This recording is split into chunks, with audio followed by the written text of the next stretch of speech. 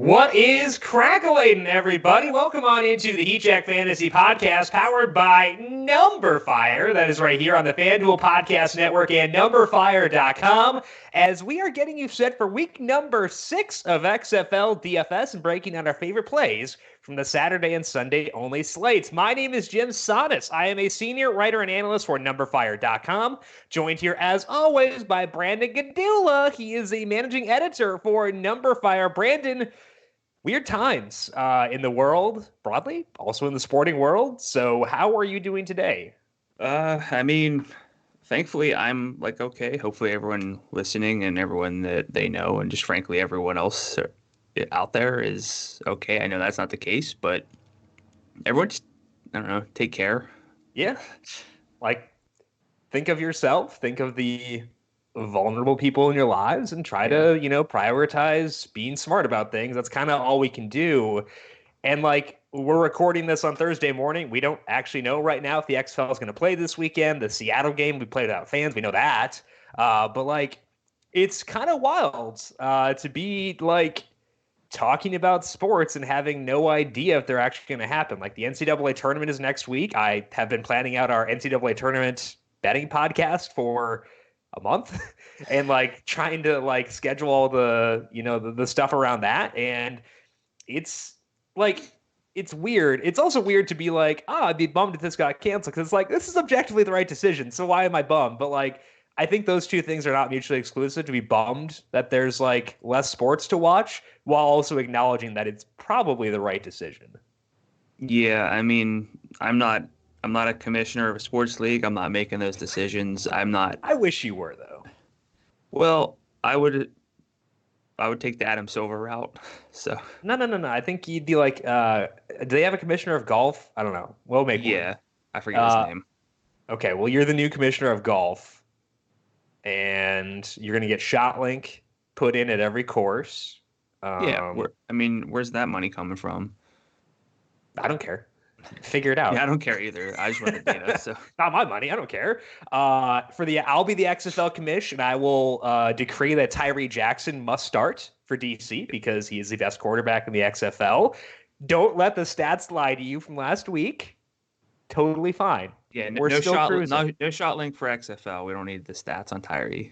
ShotLink on Tyree Jackson, if he actually decided to let it rip, which he did not do last week, would be pretty sick. So we'll figure out the commissioner stuff eventually. If you have notes for us about what you would like implemented in golf for Brandon or XFL for me, we'll make all that work. But hey, we're just gonna have some fun, distract ourselves for an hour because that's kind of all we can do right now. We work from home, so we're just kind of chilling, and you can chill with us if you need a distraction for the next hour. So let's talk a little XFL.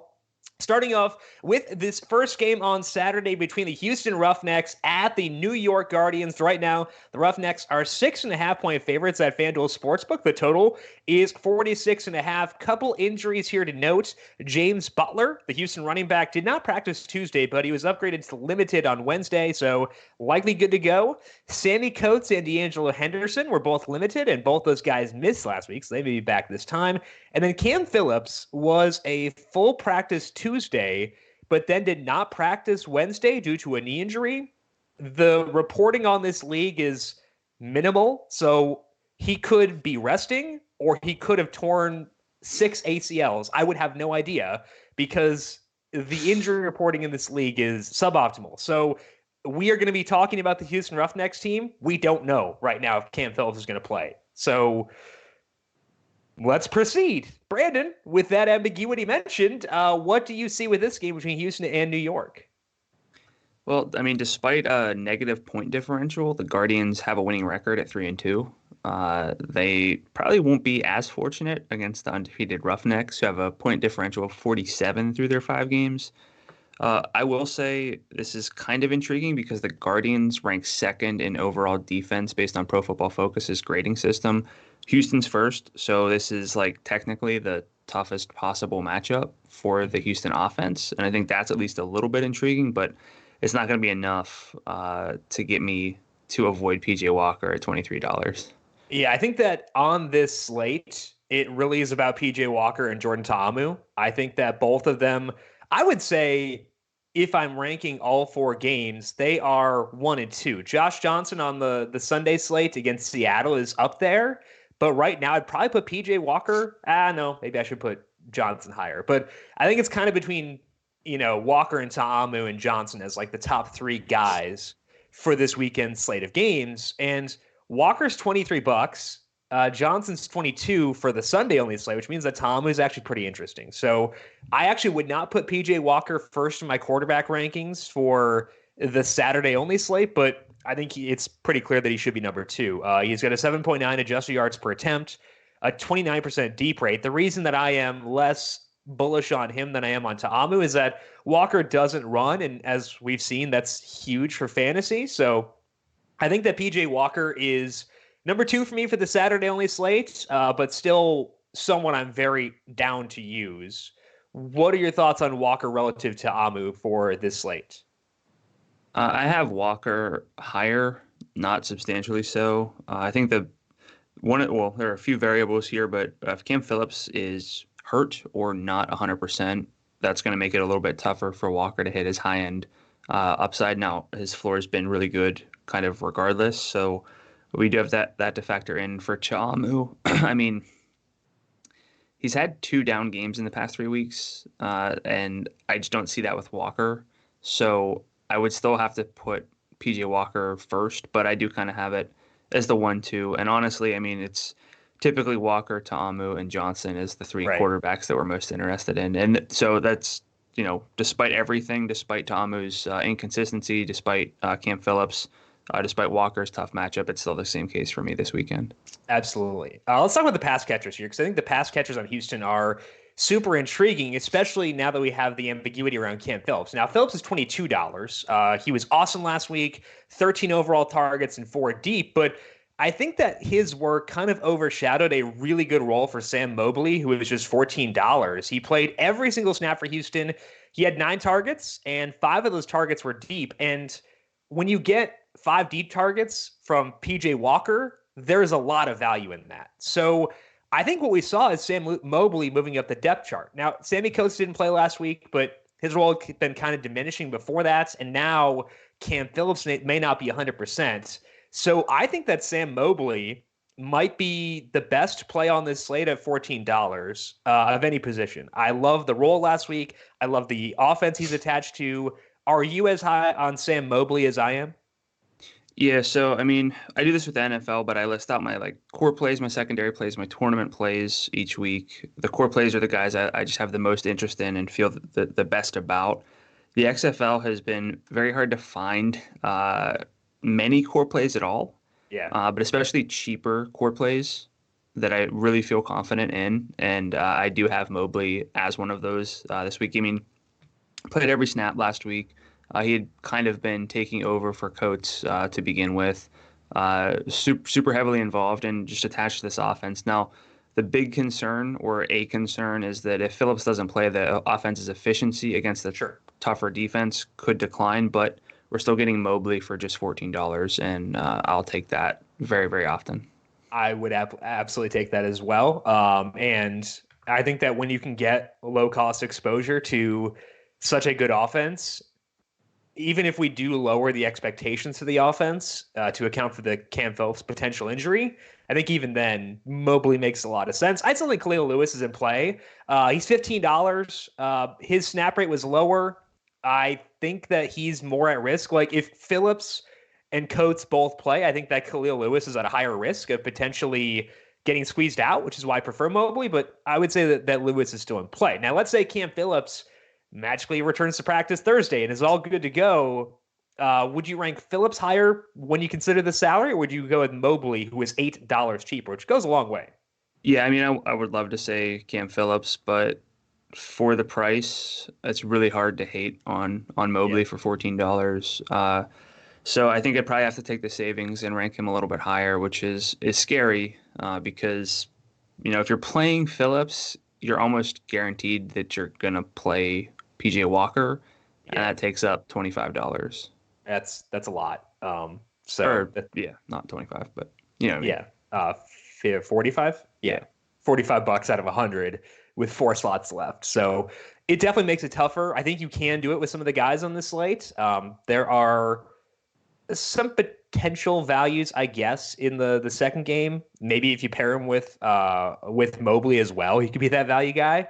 But still, I think that it does make it tough for sure. Now, James Butler, if you look at the box score last week, it looks pretty scary because his snap rate went down to 43%. That's not a great number. And also Andre Williams got, I believe, 10 carries in that game. Yeah, it was 10 carries for Andre Williams. That could be a concern. And now Butler's on the injury report this week. But if you look at when those carries came, it's less concerning to me. He had 12 carries and 3 targets overall last week. Butler did. Williams got 1 series in the first quarter at the end of the first quarter, and then basically didn't carry the ball outside of a couple carries until a couple runs before PJ Walker did kneel downs. So I think that assuming Butler is healthy and good to go, this is still his backfield. And that makes me feel good about him at $18. It is expensive. I think that it's appropriate, though. I'm still in on Butler despite I would say, concerning usage trend last week. Where do you sit on him? And is your read similar on the split between Butler and Andre Williams? Yeah, not quite concerned about Williams. Still have some interest in Butler. I wouldn't say that I love him because he is pricey, and if I'm paying for Houston, I'm paying for Walker, Phillips. I mean, we didn't even mention Nick Hawley's name. I don't think he's $18. So I'm gonna, if I'm paying up for Houston, I'm gonna pay up for the pass catchers. But honestly, like I don't know. I think you're kind of always higher on Butler than I am. I mean, the production isn't always the touchdowns. Yeah, if he doesn't score, I mean, which is not fair to do, but if he doesn't score, I don't see a ton of interest in paying up for Butler. So if you think this is going to be a big shootout game, if Houston's really going to put up points, Butler's fine. But if you're a little bit worried about the New York defense, maybe if Phillips doesn't play and the efficiency's down, I'm fine bumping Butler down the list a little bit. Yeah, I mean, the touchdowns could evaporate, but this is still the best team in the XFL, so the odds of touchdown remain are there. He's scored less than 9.5 points once this year, and he's scored 18 or more twice, and that's hard to get in the XFL at running back. So because of the touchdowns, I'm still there. I don't think he's at the top of the list for this week because the Saturday only slate's actually pretty good at running back. So he's more of a pivot type thing to me if I decide to go Jordan Taamu and want to be a bit different. I think that Butler fits well from that perspective. Yeah, I mean, if Butler gets the touchdowns and it's not Walker, it's not Phillips if he plays, I mean, and you play Taamu, that's a very easy way to be contrarian without being really dumb with who you're playing. And that's a big thing. If you can find ways to be contrarian without being stupid, that's valuable. So I would seek that out. I don't think that's my necessarily a way you need to go this week, but it's a way I would go. Let's go to the Guardians side. Luis Perez has looked better than Matt McGloin, which is not a super high bar, but it's helpful. Perez, a 5.2 AYA so far as a quarterback, a 19% deep rate. The deep rate is lower than McGloin's, but his adjusted yards per attempt is double McGloin's. It's still not great, but I think that it's an improvement for this team. The problem is Houston, as you mentioned, has the best coverage grade, according to Pro Football Focus, and the best overall defense in the entire league. So overall, I am not out on New York, but it's hard for me to get excited about guys like Mikhail McKay and Colby Pearson, given that they're a little bit spendier when I know the matchup is really tough and the team as a whole has not been that good. What is your read on the Guardians team with Perez at quarterback? I mean, they have put up some decent numbers against Los Angeles and the Renegades. So, I mean, those are decent defenses, not quite on par with the Roughnecks, but it's definitely something. Perez is okay. He's fourth among 12 qualified quarterbacks in yards per attempt and quarterback rating. I know they use adjusted yards per attempt, but either way, it's definitely an upgrade from McGloin. I think the biggest concern is the defense here, and then also I don't love any of the pass catchers necessarily. The volume isn't quite there for anyone. Nobody particularly stands out. I see the case for a few different guys, but I don't have high expectations for this offense in this particular matchup. So I think you said you're not really off of them, but you're not particularly into New York, and that's kind of where I am as well. Yeah, I think that Mikhail McKay and Colby Pearson are like fine, I guess, is the way I describe it. But like they're both so far below. I'm not super into Khalil Lewis, but I put him above both these guys as well, just because he's tied to Houston. I mean, they're pretty pricey. McKay's Right. $17, Pearson 16. Yeah, and that's not a small amount for sure. Pearson does lead with a 22% target share in the 2 games that Perez has played heavy snaps. McKay had a season-high 7 targets last week, and 5 of those were deep, and nobody else had more than 1 deep target. So at least we do know where the ball is going.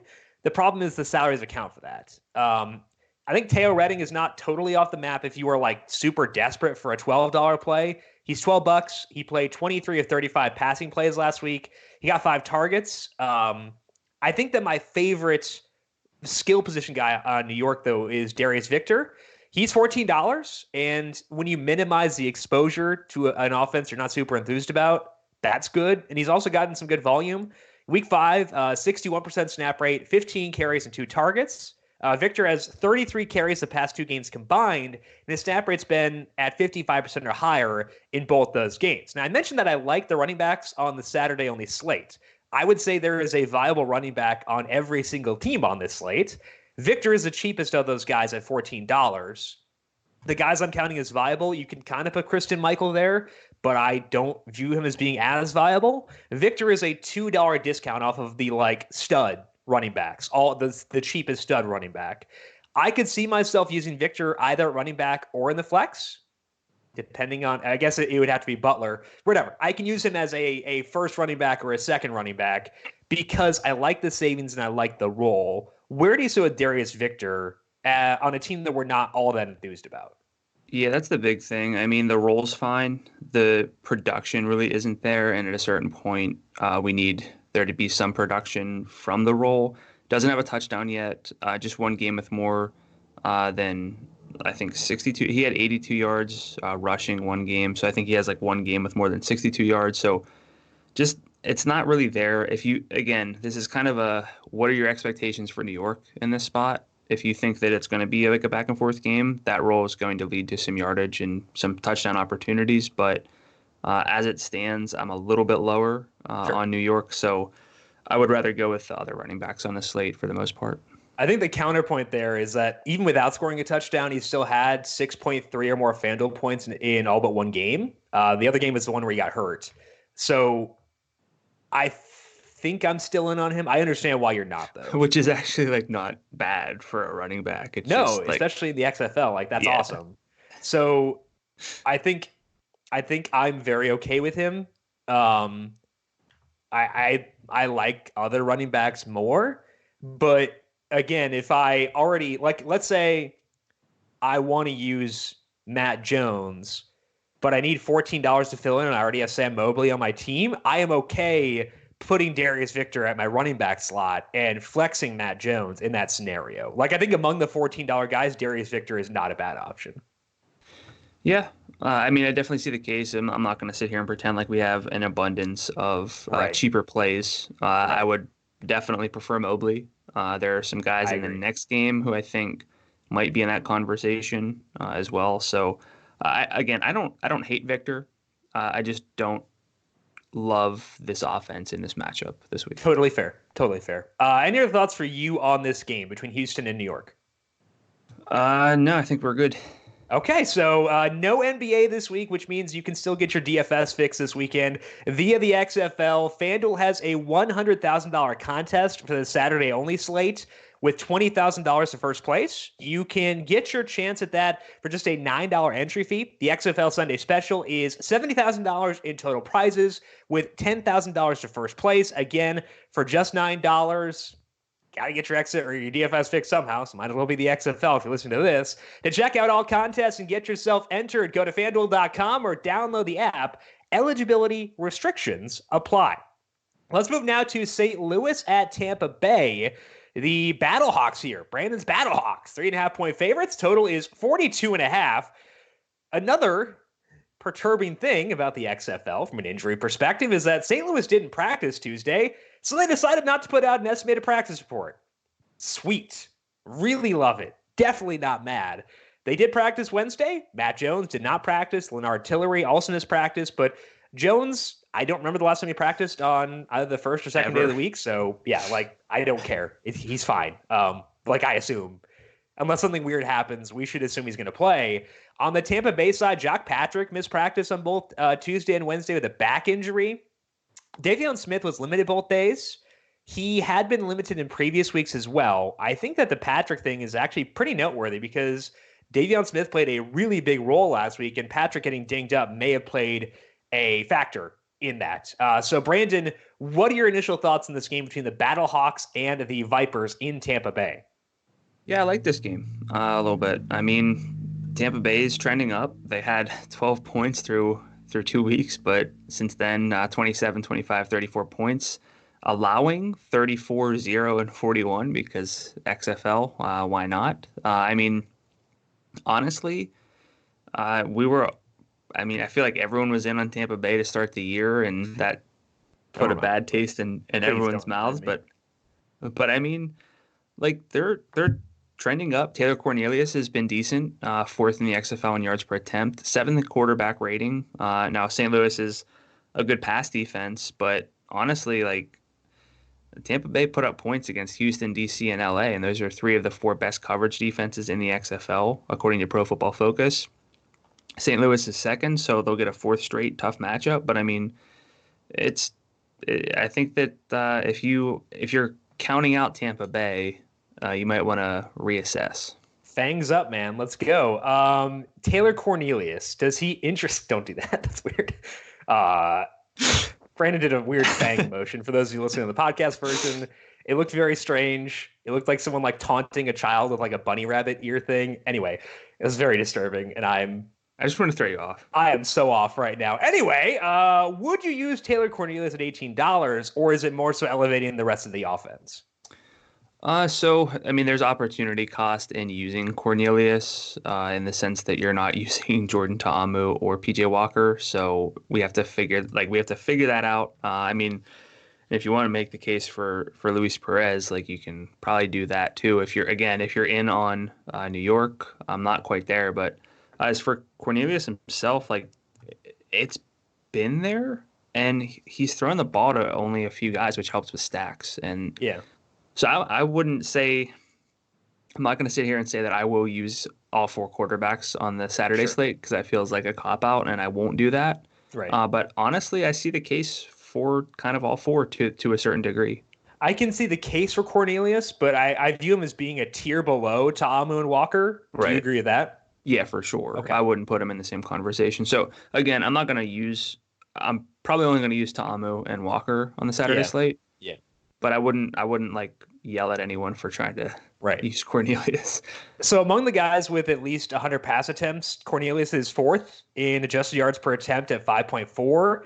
He's not throwing deep a ton, but he's fine, and fine is okay in the XFL. Like I can take fine. Like you said, St. Louis second in coverage grade, so a tough matchup. But I think that Cornelius being viable really does make all three of their wide receivers intriguing. Yeah, that's Reese Horn, Daniel Williams, and Jalen Tolliver, because if you look at the four games where Cornelius has played heavy snaps, he's funneled the ball to those three guys, and pretty much only those three guys. Horn leads the team in that time with 23% of the targets. Williams is second at 22%. Tolliver has 21%. Williams and Tolliver both have 31% of the deep targets. Horn has 17%, but I think that Horn being $15 is awesome because he gets high percentage targets, and I think that's intriguing. Tolliver looked good last week, so I'm okay with him, and I'd probably put him second. But to me, I think Reese Horn at $15 is a pretty high-quality wide receiver / tight end play, and with a good floor. And I think that he is the biggest benefactor of Cornelius playing well. What do you see with the pass catchers here? Yeah, I mean, it's those three. And we were kind of talking about like the Darius Victor flex conversation. And I know that Reese Horn is not $14. He's $15. But in some spots where you have that conversation, like I like Reese Horn as a high floor play. We've seen the ceiling. And honestly, In the XFL, I've just trended toward preferring wide receivers due to some sort of ceiling as opposed to running backs. So Horn is like on that level for me where I'm really going to try to focus in on him as a bit of a salary relief play because he has, like you mentioned, the best target share in the games with Cornelius starting. So he's going to be my preference on this team just for the savings. And then I would go with Williams and then Tolliver. Okay, so the only difference there is you flipped Williams and Tolliver from where I'm at. I can't argue with that. Like, they're basically the same. Williams has been probably more effective, so I think that I understand where you're at there. But overall, pass catchers here pretty good, and I think Horn is a good way to save some salary. At running back, Davion Smith, as mentioned, had a really, really good role last week with Jock Patrick getting banged up. Smith played 77% of the snaps. That is the second most for a running back in the XFL in any game this year. So that's awesome. Smith, 24 carries and 2 targets. He's had at least 15 carries in 3 straight games, and he's hit double digits in every game. So with Davion Smith, we know he'll get the ball a lot, and that's especially true if Patrick sits. St. Louis, they're 4th in rush defense. Great. I don't really care about rush defense all that much, but like they're not an outlier in a positive sense. So that's good. I think that Davion Smith and Matt Jones are like the top 2 guys on the slate. I prefer Davion Smith because he's at home and because I can feel better about him getting the lion's share of the carries. Where does Davion Smith stack up for you on the Saturday-only slate? Yeah, he's like a core play for me. I really like him. And you mentioned the 77% snap rate coming in part because of the injury to Patrick. But Smith had played 60% or more in the 2 games prior to that. They've been giving him the ball.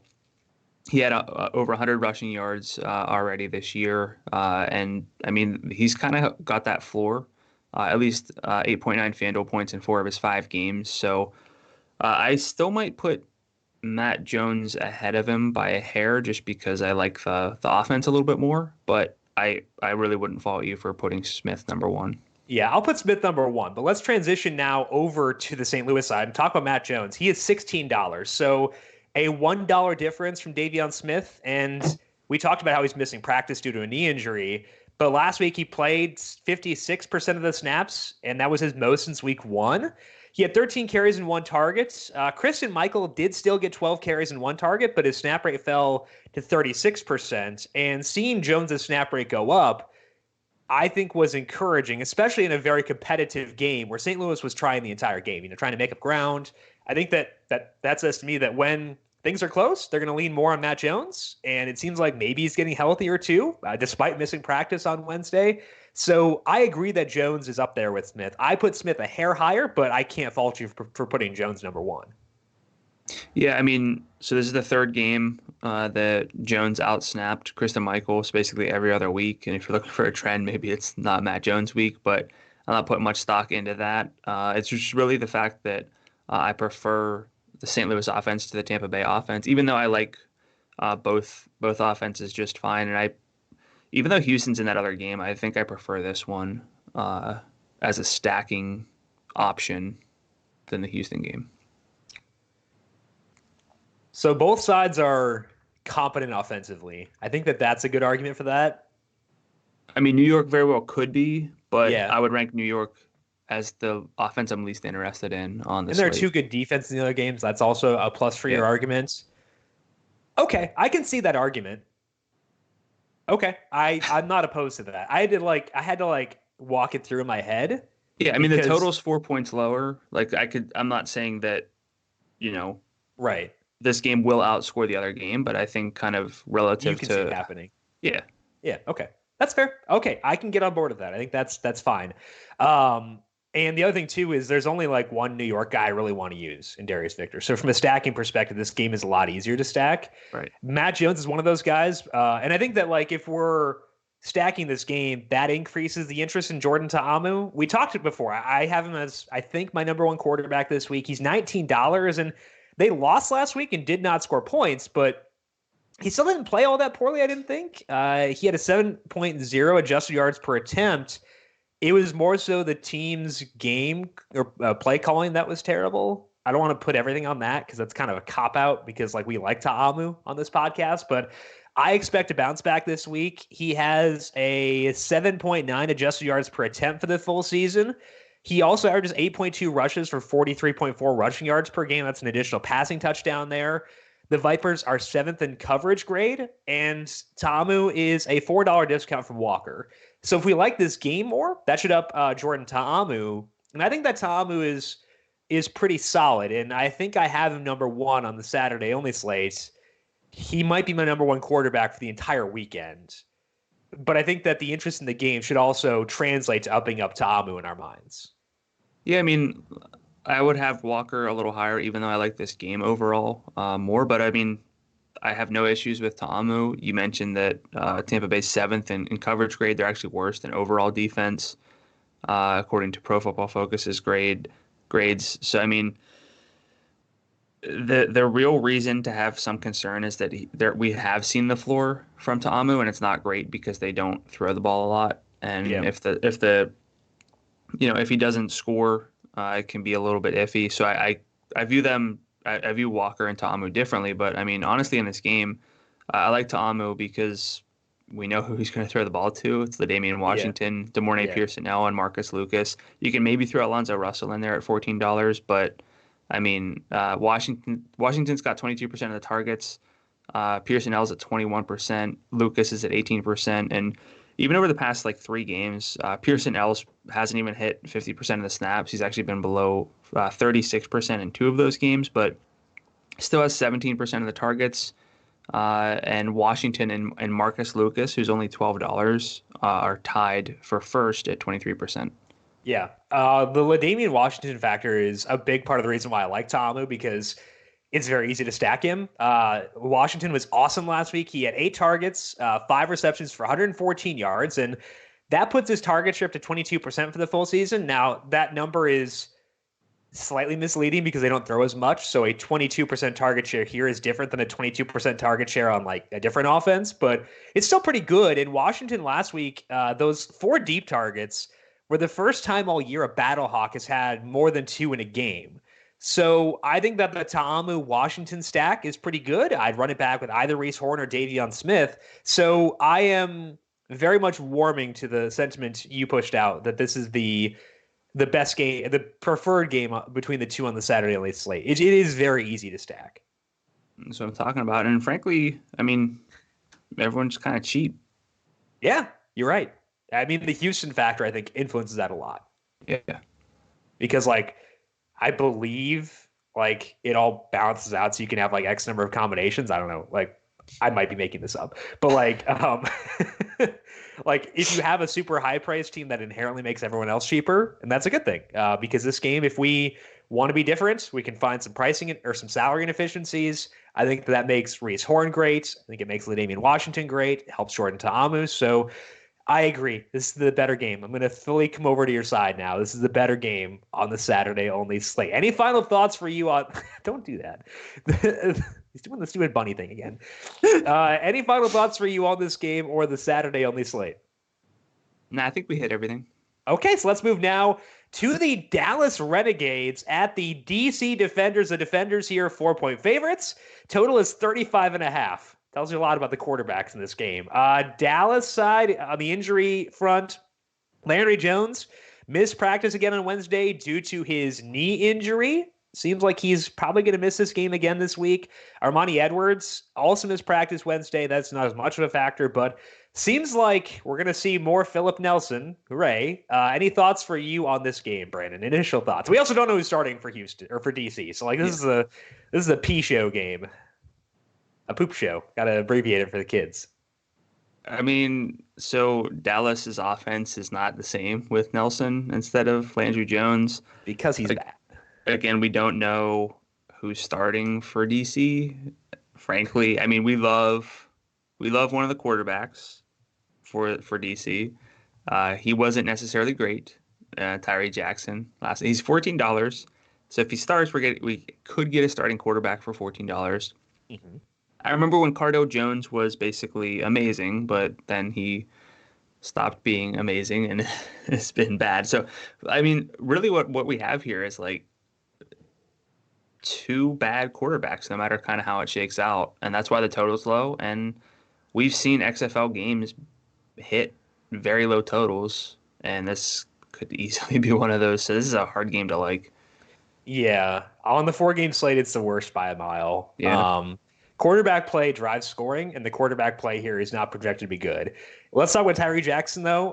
Again, we don't know if he's going to start. I would assume he would, given that Cardell got benched after literally 2 passes. And like I was watching this game at a bachelor party. It was later in the day after we had been at Epcot all day.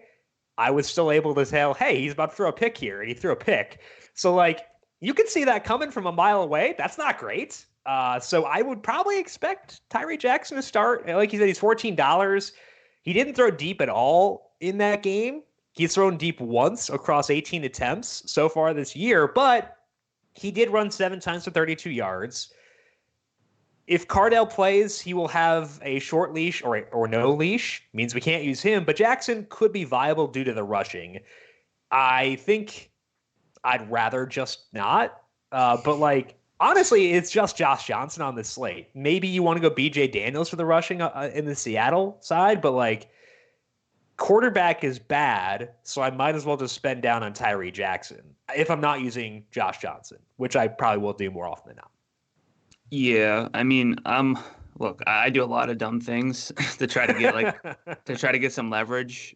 I don't know if banking on this game being a shootout is the right call. Pretty much in any scenario, it's not there. And again, it's I don't want to say that it's look, these quarterbacks are bad, so they can't score points, but realistically, these quarterbacks just don't do enough to drive scoring chances, and we need scoring chances. We need yardage. Yeah. So I'm going to play the under on this one and just kind of be hands off. I don't have any core plays in this game. I don't really like anybody. Yeah, some secondary plays you could consider. I think that the running backs on DC are okay because it seems like they just want to go rush heavy to mask the quarterback play. The problem is they kind of split things down the middle last week between Jarrell Presley and Donnell Pumphrey. Presley's $15 and Pumphrey is $13. Presley, a 48% snap rate, 15 carries and 4 targets. Pumphrey had a 47% snap rate with 15 carries and 0 targets. I am okay with either.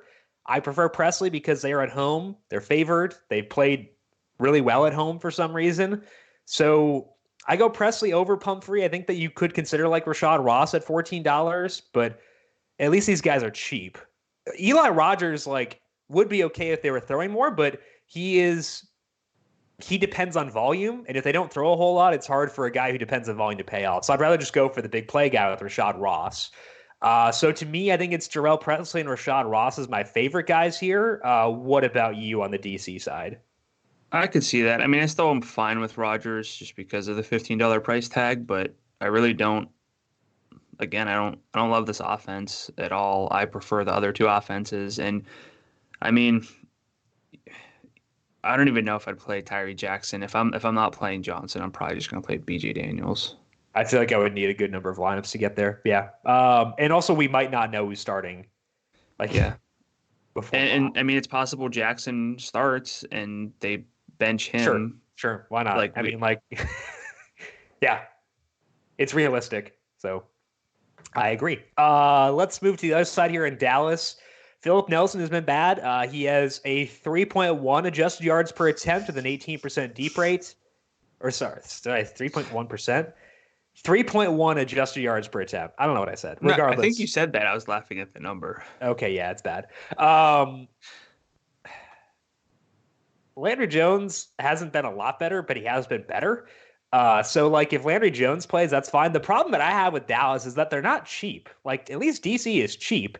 Dallas is on the road facing a competent defense, and they're expensive.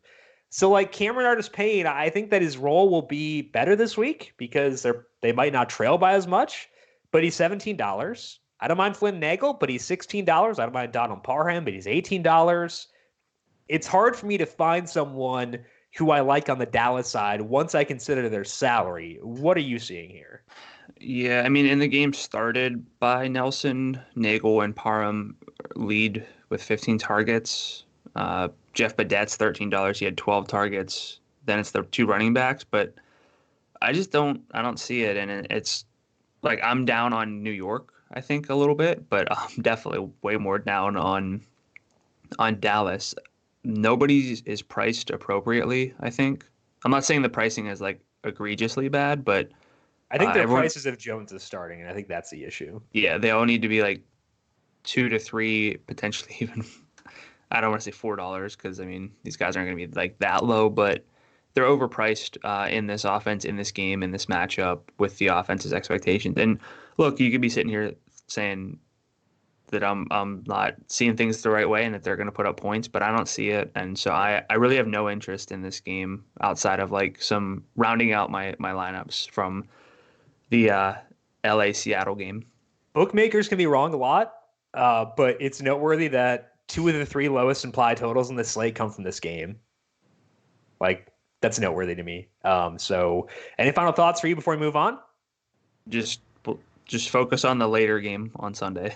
Stack it up, baby. You've got the Wildcats at the Dragons. Los Angeles 3-point favorites on the road. Again, this game we played with no fans. The total is 45.5. There are some injury notes here. Jordan Elijah Smallwood missed practice due to an ankle injury for LA on Wednesday.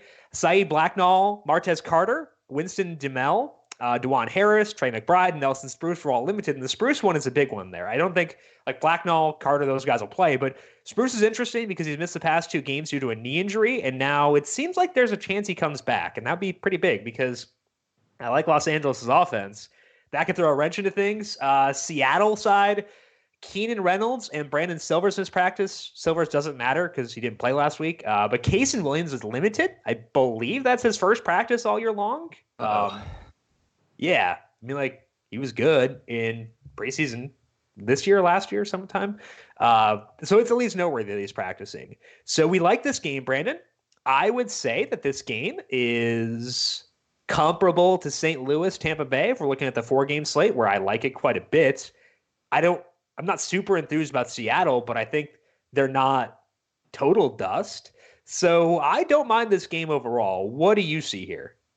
Yeah, I mean, especially relative to the game we just talked about, this game is really nice, but I don't know if I'd put this one above Houston, New York, if we're looking at the full weekend, just because Houston's so easy to like. And I mean, New York can definitely be viable if they continue to trend up. But the thing for me is like Los Angeles is just a really good offense. They have possibly the best quarterback in the XFL right now, and Josh Johnson. I know he's expensive at $22, but it's for good reason.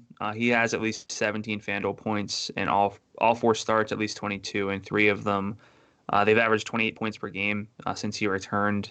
You just don't get that often. And if Spruce is out, we know the ball is going to, well, can feel very confident in knowing that the ball is probably going to go to Trey McBride, who's $20. So that's a $42 stack, which is comparable to PJ Walker and Cam Phillips, $3 cheaper. But I mean, it's a very easy stack to like because McBride has 25% of the targets since coming back in week 3.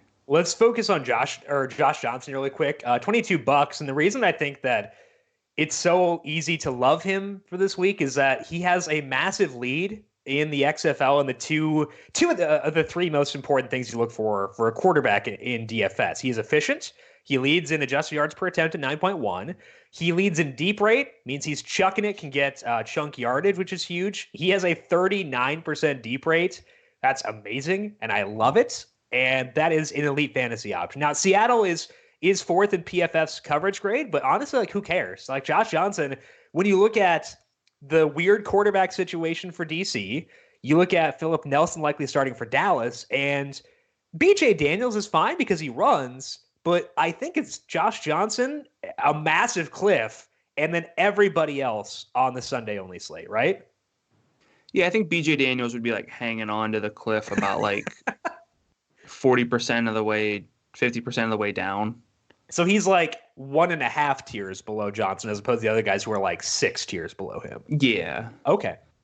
Like Josh Johnson's already climbed the mountain. BJ Daniels is like kind of maybe halfway, and then he's got the ice pick out. He's clawing his way up. I got you.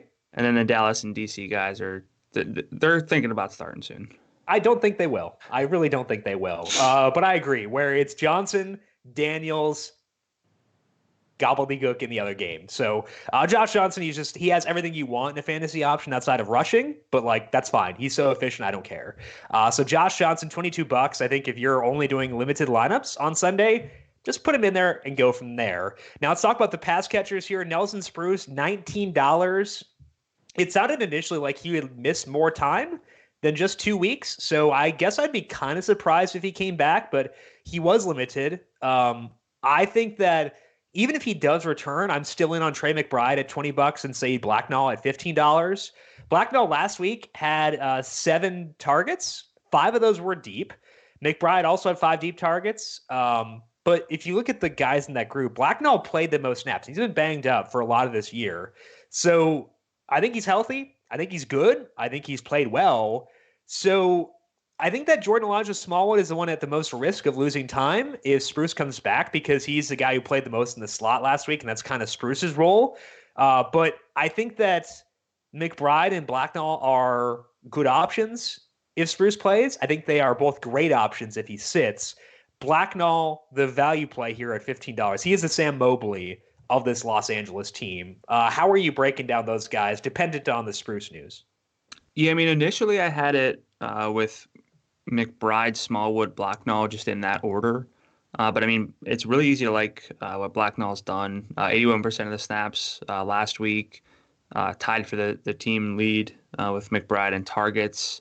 I don't necessarily know. I would have to think that he's just getting healthier and healthier. Smallwood, a little bit banged up. So I should probably reshuffle that. I would still put McBride 1 because he has like slate busting upside that we've seen. A lot of speed, which is great. Yeah. So, and I don't know, this is going to be a weird game with no fans. So I know that like it's up in Seattle. The fans can be generally decent. So maybe Seattle comes out a little flatter. I don't know. Yeah. So I think that's beneficial for like Los Angeles if you're trying to project them not to like bust, right? Yeah. Okay. Yeah. So I think McBride's still my number 1, and I should bump up Blacknall over Smallwood. Yeah, Blacknall, double-digit FanDuel points each of the past 2 weeks, aided by touchdowns at both, but 42 and 78 receiving yards, and I think that's good for $15 tied to Josh Johnson. So I do like Blacknall quite a bit. If Spruce plays, would you use him? He's $19, which I think is kind of the main detriment for me. I think I would. As a differentiation piece. Sure. Okay. Because he's been off the radar for a while now. Yeah. And I mean, he had such good involvement early on that you'd have to think that if he's healthy, he's going to get involved. He might not, but with McBride being an extra $1, I think that there's going to be a lot of ownership leverage, which can be a little bit hard to find in the XFL without being completely stupid, like degaffy. Yeah. So I would basically build a lineup with McBride that I like, and then just kind of duplicate it and swap out McBride for Spruce in case that Spruce kind of returns and goes off. I think that's a very viable strategy. So we like Josh Johnson. We love Josh Johnson. We would consider all 3 of Spruce, McBride, and Blacknall. I put Blacknall first personally. But all right. I think that's good because I hate all the running backs. They really split things up last week between DeJuan Harris, Martez Carter, and Larry Rose. Harris did play 43% of the snaps and got 9 carries and 1 target, but he was terrible in that volume. Carter, 25% snap rate with 5 carries and 2 targets. Rose, no carries, 3 targets on a 25% snap rate. Like the running backs on Sunday are not great, especially compared to Saturday, but I still don't want to use these guys. What about you? I don't really see it. It's very difficult to make the case for any of them. I guess the biggest case would be that LA is my favorite offense of the slate. So there's that angle, but just as objective plays, none of them are good plays. I'd probably, if I did decide to use one, I'd go Carter because he's cheapest and like he showed some juice at times. So I'd probably go Carter, but I don't really see myself. I'd probably just go Harris. Yeah. Okay. It's not great, but I think I said that I was okay potentially flexing a running back on the Saturday only slate. I'm not doing that Sunday. Absolutely not. These running backs are pretty bad. I think it's probably like Jarrell Presley, maybe. I don't know. I honestly was going to say don't the know. DC guys, maybe. Yeah. probably Jarrell Presley, but spend down there, spend up at wide receiver for guys like Trey McBride. On the Seattle side, BJ Daniels is $17, and like he's been a lot better than Brandon Silvers, I think. He has 5.9 adjusted yards per attempt. Silvers was at 4.7. Daniels' deep rate is 28% compared to 25% for Silvers. The problem is that Daniels runs a lot, and that decreases the passing game volume. It's good for him as a fantasy asset, but he ran 10 times for 30 yards while they threw just 22 times last week. The Wildcats are 4th in coverage grade, 6th in the overall defense at Pro Football Focus. So I think that Daniels himself is an option. I would be very hesitant to stack him. We've talked about Keenan Reynolds a lot, but he's banged up now. His practice Wednesday, and he has just 2 deep targets the past 2 games. He had 7 total targets. So if I were to use Daniels, and he's probably my number 2 quarterback on this slate, despite the fact that I'm probably not going to use him anyway, I would probably not stack him with anyone. What about you? Yeah, it's tough. I mean, I still would probably leave that path open because primarily in the XFL you're playing tournaments, and if he throws a touchdown pass, you're going to want that because probably not going to be a ton of scoring on the game prior to this one on Saturday. So one touchdown from a receiver might be very, very important. For some context, like we want our quarterbacks to run in fantasy football. But like he has 214 passing yards the past 2 weeks, but 114 rushing yards. Like the 114 rushing yards is great, but like almost no passing yardage, which really kills the receivers, which is, going along with what you said. And it does make them really hard to stack. And I mean, Austin Proehl's $17. That's pretty rough. Yeah. If anything, I mean, Dantes Bird is $11. He gets some deep work. I wouldn't hate punting there. Okay. Especially because if I'm playing BJ Daniels, I'm basically playing it as if, he kind of outscores Josh Johnson. Yeah. I really don't know how else you can justify it. Sure. So he's got to have some passing touchdowns, some passing yardage. So 6 rushing touchdowns. Let's go. I mean, he had 2 last week. I have a note.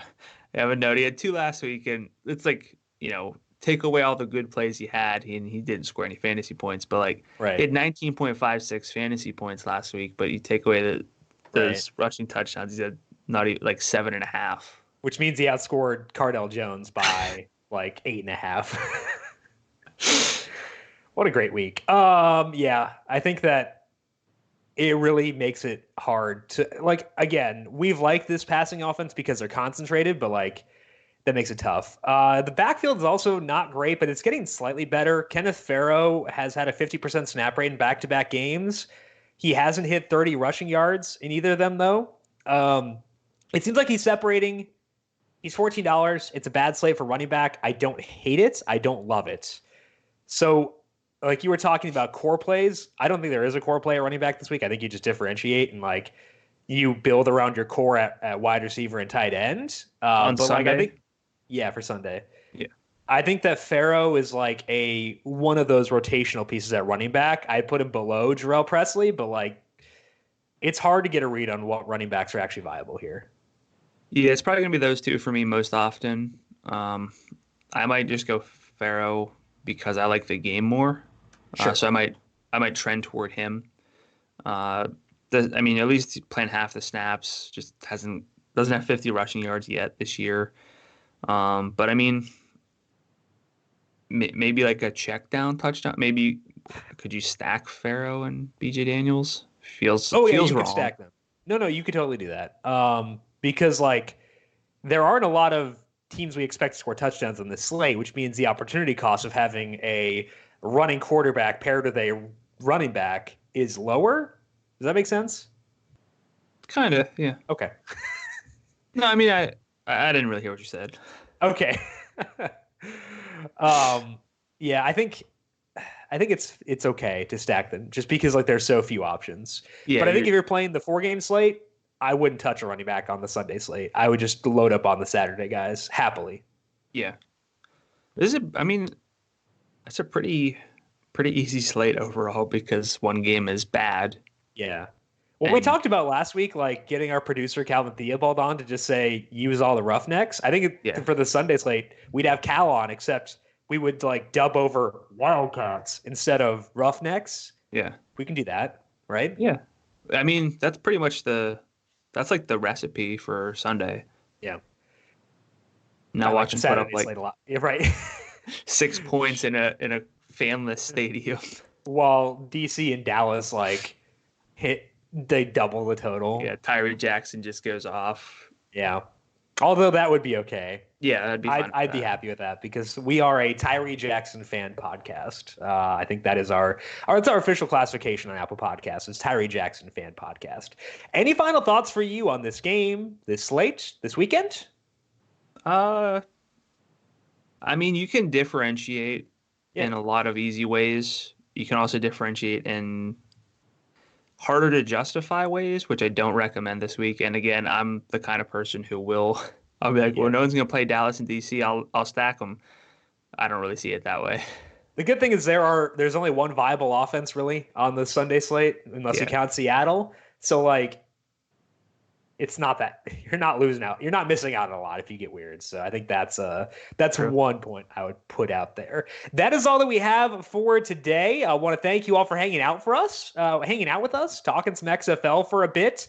Assuming there is PGA, we're going to have PGA next week too. So we'll still have some stuff here on the numberFire Daily Fantasy Podcast feed.